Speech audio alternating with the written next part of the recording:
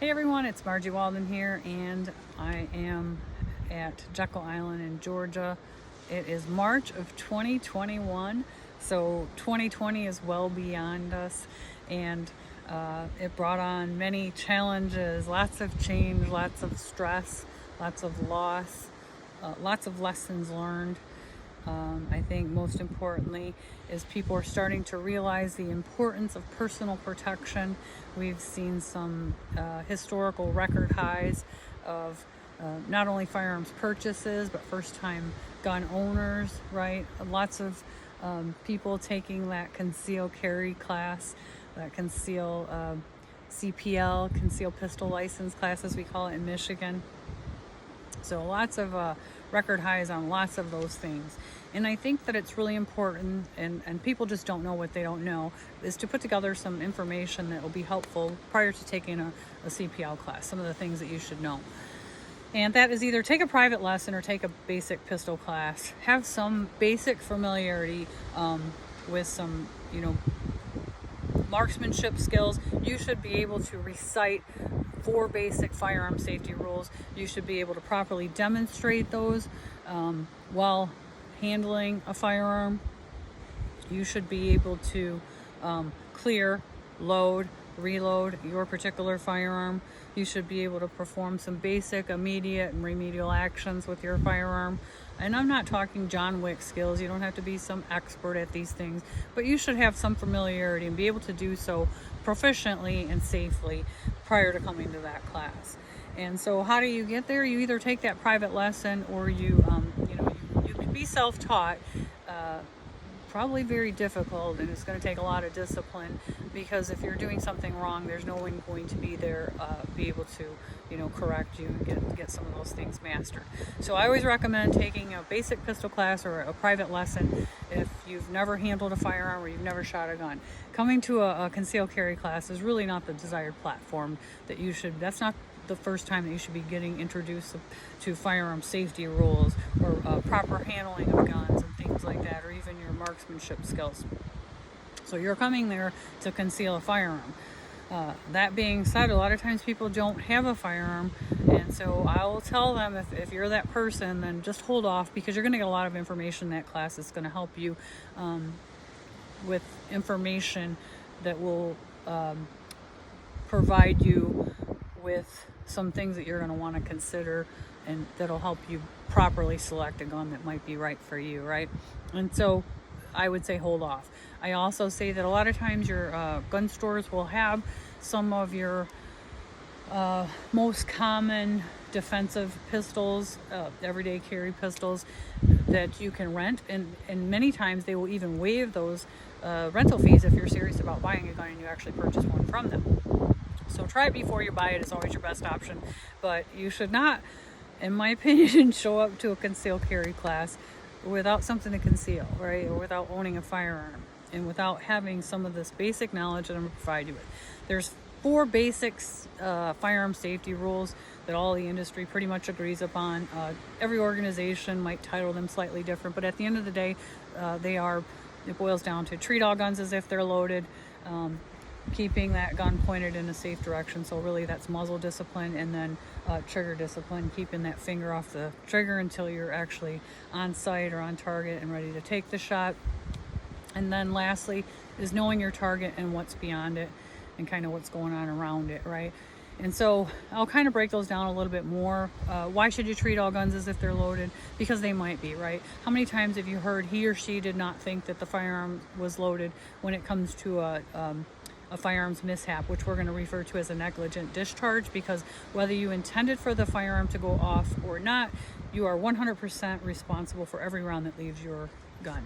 And so you always want to treat the firearm with regards to it being loaded. And then these other 2 are really disciplines that which should be no-brainers if you're treating a gun as if it's loaded, and that's just muzzle discipline. It's keeping that gun pointed in a safe direction. So what's a safe direction? Your environment's going to dictate what a safe direction is. Sometimes up, my least favorite, might be your safe direction, but with regards to up, you want to make sure that muzzle is never covering any part of your head. So you want to make sure that it's nice and high, straight up, Obviously you want to make sure what's up there, and what goes up comes down, so you want to be conscious of that, and then making sure most definitely that finger's off that trigger when you're doing these things. Down might be your only safe direction. With regards to down, you want to be aware of what the down is consisted of. If it's concrete or water, that's probably a hard surface, then you're not going to want to go down with the gun, because rounds can ricochet off that, right? A soft ground, without a bunch of rocks that rounds can ricochet on, is going to be pretty solid.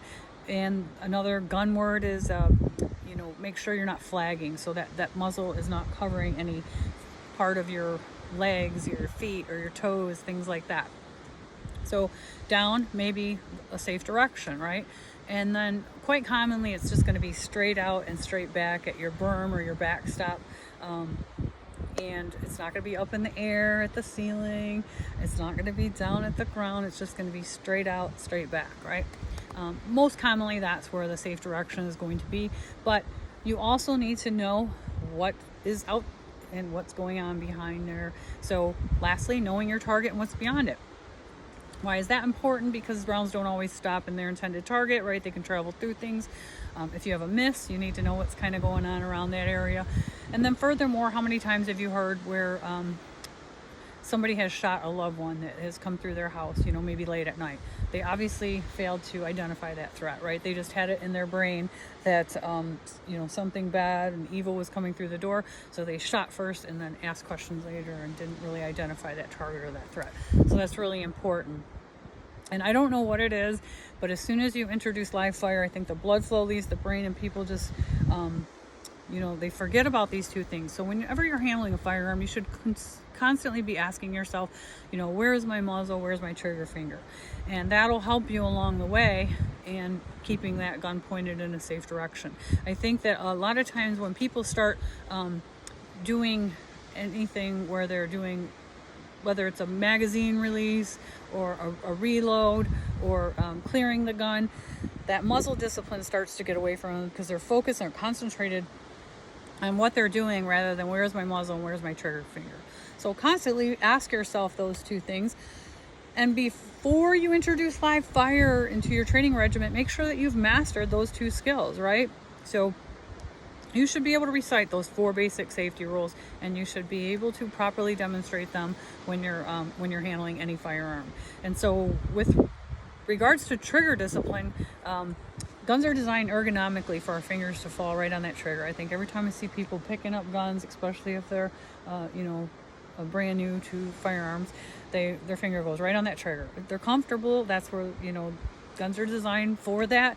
However, I want it to be natural for your finger to either go up along that slide or that barrel if you're shooting a revolver. And it's going to take a lot of repetitions to build that muscle memory. I think I heard some stat, 3,000 to 5,000 repetitions to build muscle memory. And if that's the case, that's a lot, right? So it's going to feel awkward for you to do this the first couple times. When you did that push-up, remember, it was kind of like, and then all of a sudden you're busting out push-ups, and it became great and muscle memory for you. So when you do that, just make sure that you're constantly putting that finger along that trigger or along that slide or that barrel, and then pull the trigger. You can do this without a firearm. You can buy a little dollar store gun, a plastic gun, a squirt gun, and learn to master this. You could even probably use a Windex bottle if you really want, or a Windex squirt gun if you wanted to. But really what you're trying to do is just squeeze and then release. Put your finger up along that rail. Squeeze and release, much like you're doing a push-up. Again, lots of repetitions to build that. You can do this with just your hands. You can do it with a rubber band to kind of get that mastered, but making sure you're putting the finger back up here. I know that a lot of times I will have my students just, drive the gun out there, fire one shot, finger off the trigger, come back in. Squeeze, come back in, pull that trigger, come back in. And it's just really building that muscle memory. It's going to take a lot of time for you to do that, because it's going to feel really unnatural, and people just tend to want to put their finger right on that trigger. So that's your basic firearm safety. We didn't even touch upon some other things, like you don't want to catch a falling firearm, some of the lead contaminants, hearing and eye protection, so noise and other things that can go wrong. But those are just the 4 basic ones that you should not only know, but be able to properly demonstrate when you're handling a firearm. And then again, you should be able to properly clear, load, and reload your firearm. If you don't know how, then refer to your manual. If you don't have a manual, you can contact the manufacturer. They can send you one. Watch some videos on that, or take a private lesson.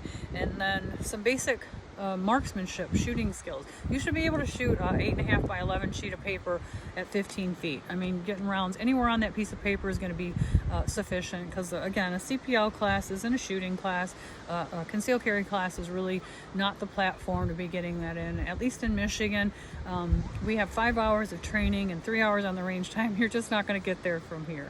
And so I just always tell my students, if this is the first time you're ever shooting or you're coming to a class, you are in no way, shape, or form, ready to go and actually start carrying a gun every day. You can. I mean, you've met the requirements, and if you safely demonstrate and can proficiently shoot the target, yes, you'll get your CPL. But are you going to be able to effectively draw the firearm from cover, from concealment, and be able to actually, effectively get the firearm out of the holster and, into battery and things like that? If you have malfunctions, you should be able to perform some immediate and remedial action. What do I mean by that? If you have a misfire or failure to fire, you should be able to know what to do in those cases without an instructor assist. And again, how do you get there? Take that basic private lesson or a basic pistol class, and that'll help you to get that information. So I hope that this was helpful. I'm not going to go into how to properly clear, load, reload, or any of those basic marksmanship fundamentals. I do have some videos out there that kind of cover and touch upon that. I know that a lot of times time and money are the biggest reason why people don't get additional training. But there's just no excuse. If you're going to be responsible with your firearm, you're going to have to take training well beyond what you get in a concealed carry class, especially if that's your first class. And then you should be taking some training prior to coming to that class and getting familiar with some of the things that I touched upon here prior to actually taking a concealed carry class as well. So I hope this information was helpful. I hope that this video finds everybody safe, and also I hope that you all have a great rest of your day, and be blessed and stay safe.